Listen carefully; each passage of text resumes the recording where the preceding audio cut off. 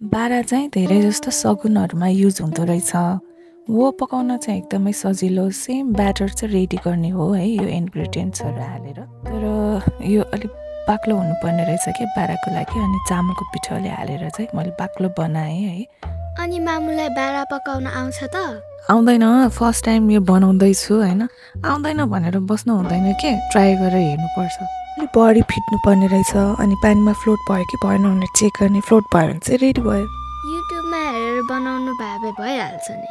त्यो हेरेर त गर्न मिल्छ होइन, आइडिया लिन मिल्छ, तर गरेरै नहेरेसम्म चाहिँ आउँदैन होइन।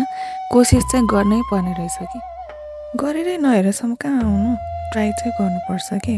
हेर नि, यस्तो गोलो नै नहुने कहिले ट्याट।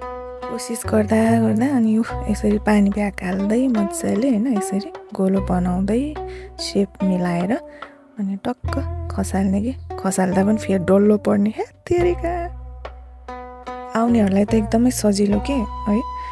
भन्छन् नि ठेयाउका ठेयाउका होइन, यस्तो गर न उस्तो गर न, गरेरै नहेरेसम्म कहाँ आउनु।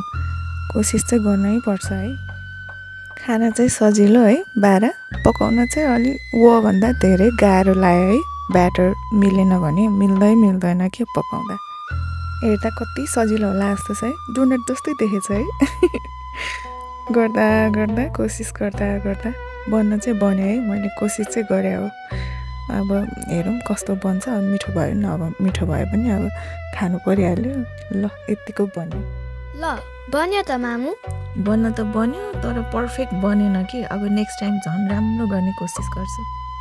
उभिएर गर्दा गर्दा थकाइ लाएर बसेर गर्नु पर्यो भनेर तल राखेर गरेको होइन। तेल छ्यापाक्क आएर तेलले पनि पोल्यो। होस् गर्नु होला है, यो बारा पकाउँदा तेलले पोल्ने एकदम चान्सेस बढी छ। खास काम सानो ठुलो हुँदैन होइन। एउटा यो श्रेष्ठहरूको चाहिँ सगुनको लागि बारा नै चाहिने रहेछ।